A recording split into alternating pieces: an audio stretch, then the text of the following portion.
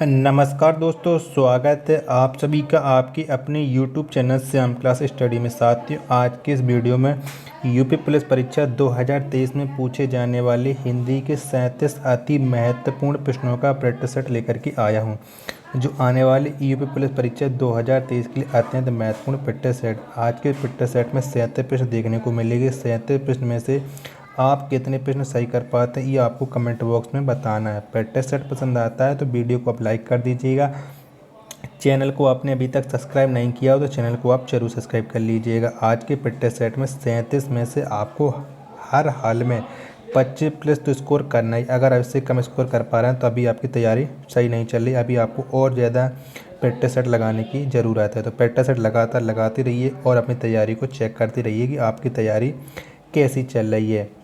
Practice set पसंद आता है तो वीडियो को आप लाइक कर देना। चैनल को आपने अभी तक सब्सक्राइब नहीं किया तो चैनल को आप ज़रूर सब्सक्राइब कर लीजिएगा। और इस प्रैक्टिस सेट को आप अपने सभी छोटे भाई बहनों के पास जरूर शेयर कर देना, जिससे वो भी लोग इस प्रैक्टिस सेट को लगाएं और वो भी लोग अपनी तैयारी को चेक कर पाएँ कि उनकी तैयारी यूपी पुलिस परीक्षा 2023 के लिए कैसी चली। इससे पहले मैं हिंदी के 2 से 62 प्रैक्टिस सेट अपलोड कर चुका हूँ। अगर आपने वो नहीं देखे हैं तो सारे प्रैक्टिस सेट आपको प्ले लिस्ट में मिल जाएंगे। वहाँ जाकर के आप एक एक करके सभी प्रैक्टिस सेट लगा सकते हैं और अपनी तैयारी चेक कर सकते हैं कि आपकी तैयारी यूपी पुलिस परीक्षा 2023 के लिए कैसी चल रही है। तो इन्हीं सब बातों को ध्यान में रखते हुए शुरू करते हैं आज का अपना हिंदी के 37 अति महत्वपूर्ण प्रश्नों का प्रैक्टिस सेट नंबर 263।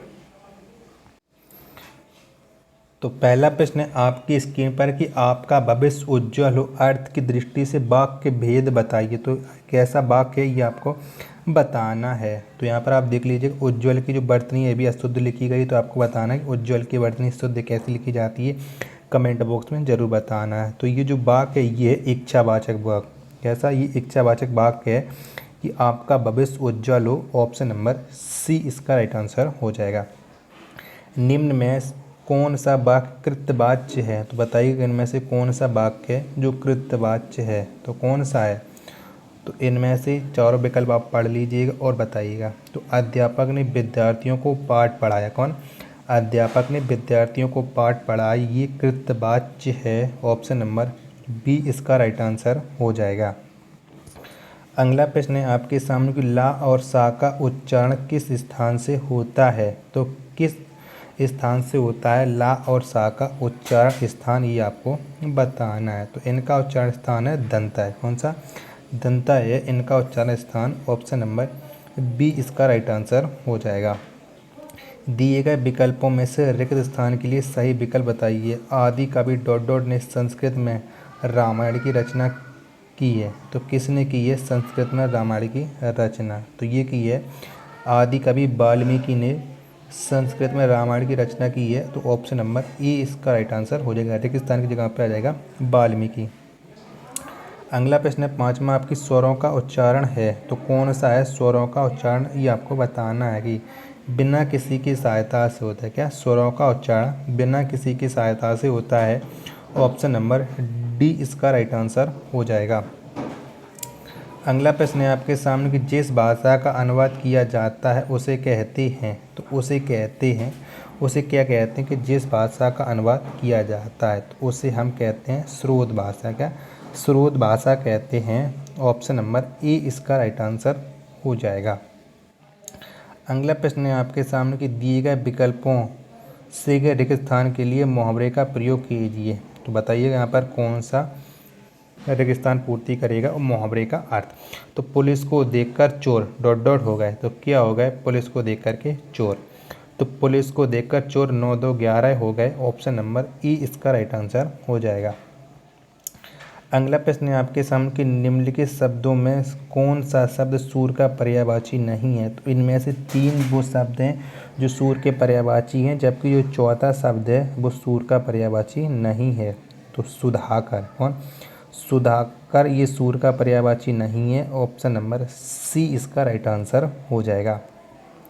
दिए गए विकल्पों में से अमृत का विलोम शब्द बताएं। तो बताना है आपको अमृत का विलोम शब्द कौन सा हो जाएगा। तो जो अमृत शब्द है तो इसका विलोम शब्द हो जाएगा विष। कौन सा? विष हो जाएगा अमृत का विलोम शब्द। ऑप्शन नंबर सी इसका राइट आंसर हो जाएगा। श्री रामचरितमानस की रचना किस कवि ने की? तो किस कवि ने की थी श्री रामचरितमानस की रचना? तो ये रचना की थी तुलसीदास ने। किसने? तुलसीदास ने की थी रामचरितमानस की रचना। ऑप्शन नंबर सी इसका राइट आंसर हो जाएगा। माता पिता दोनों प्रसन्न थे, इस वाक्य में माता पिता के मध्य कौन सा विराम चिन्ह लगेगा? तो कौन सा विराम चिन्ह लगेगा माता पिता के मध्य, ये आपको बताना है। तो ये विराम चिन्ह लगेगा योजक चिन्ह। कौन सा? ये योजक चिन्ह है माता पिता के मध्य। ऑप्शन नंबर सी इसका राइट आंसर हो जाएगा। हिंदी को भारत की राजभाषा कब बनाया गया? तो कब बनाया गया था हिंदी को भारत की राजभाषा, ये आपको बताना है। तो ये बनाया गया था 14 सितंबर 1949 में। कब?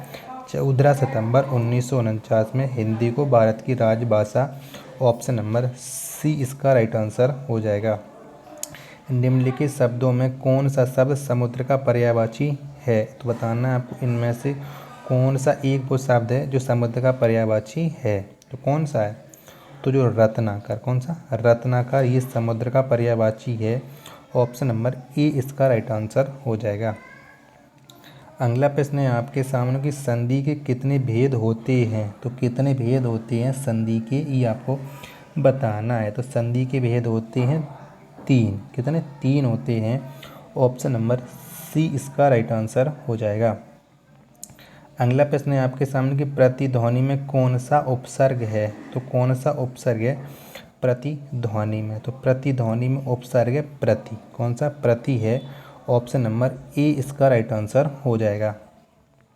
कारज किस प्रकार का शब्द है? तो किस प्रकार का शब्द है कारज, ये आपको बताना है। तो जो कारज ये अर्ध तत्सम शब्द। कैसा है? अर्ध तत्सम शब्द है कारज। ऑप्शन नंबर बी इसका राइट आंसर हो जाएगा। लड़का कौन सी संज्ञा है? तो आपको बताना है कि जो लड़का है ये कौन सी संज्ञा है। तो लड़का एक जातिवाचक संज्ञा है। कौन सी? जातिवाचक संज्ञा है। ऑप्शन नंबर बी इसका राइट आंसर हो जाएगा।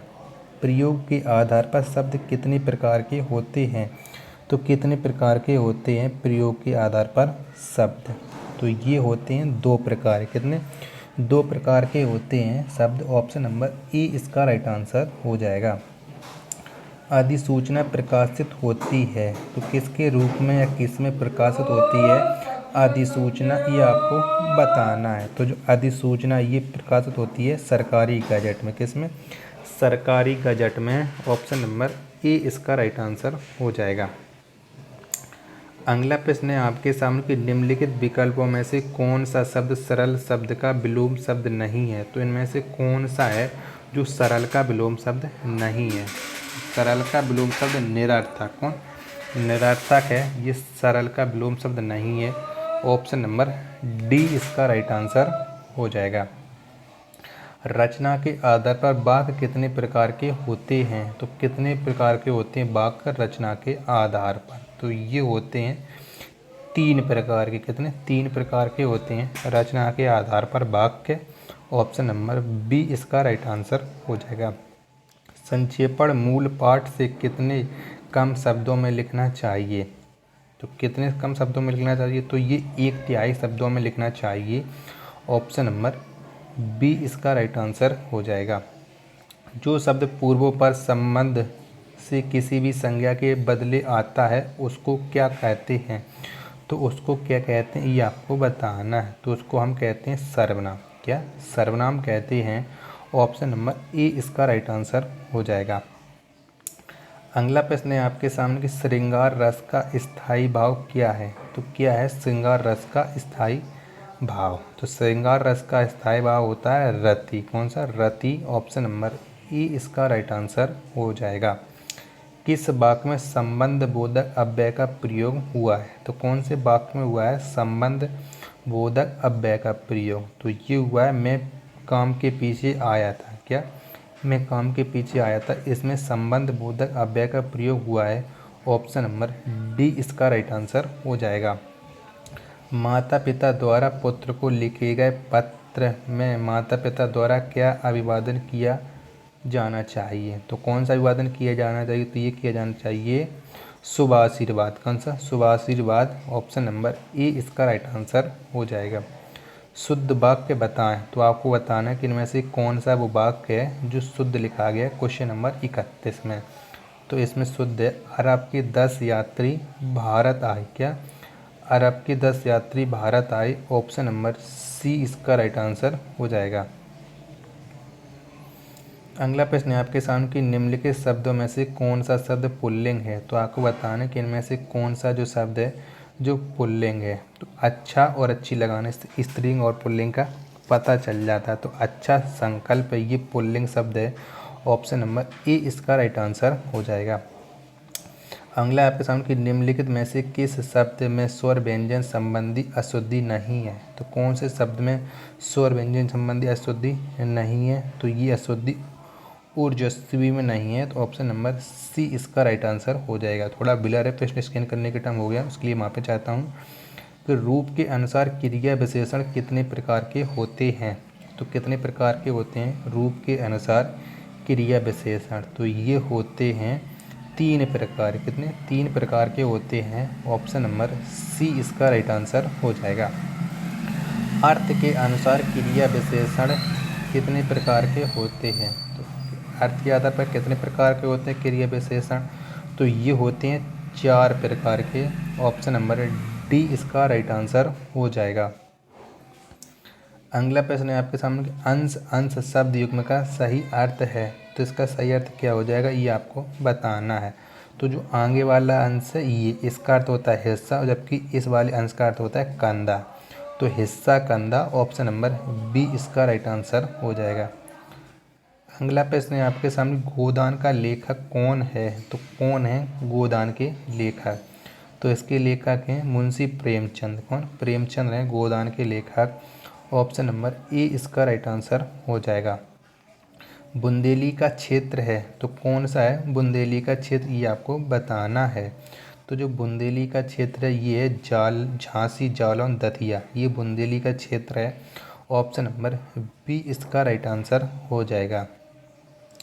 अगला प्रश्न है आपके सामने कि निम्न में कौन सा संकेतवाचक वाक्य है। तो इनमें से कौन सा है जो संकेतवाचक वाक्य है। तो इनमें से यदि वर्षा अच्छी हुई तो फसल भी अच्छी होगी, यह एक संकेतक वाक्य है। ऑप्शन नंबर ए इसका राइट आंसर हो जाएगा।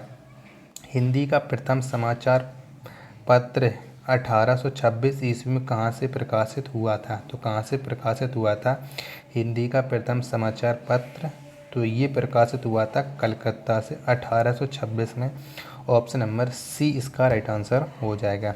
तो अब आप बताइए, आपने हमारे 37 अति महत्वपूर्ण प्रश्नों के प्रैक्टिस सेट में कितने प्रश्न हैं जो सही किए, और ये प्रैक्टिस सेट आपको कैसा लगा। प्रैक्टिस सेट पसंद आया हो तो वीडियो को आप लाइक कर देना। चैनल को आपने अभी तक सब्सक्राइब नहीं किया हो तो चैनल को आप जरूर सब्सक्राइब कर लीजिएगा। मिलते हैं अपन नेक्स्ट वीडियो तो नेक्स्ट प्रैक्टिस सेट में, तब तक के लिए धन्यवाद। जय हिंद मेरे प्यारे साथियों।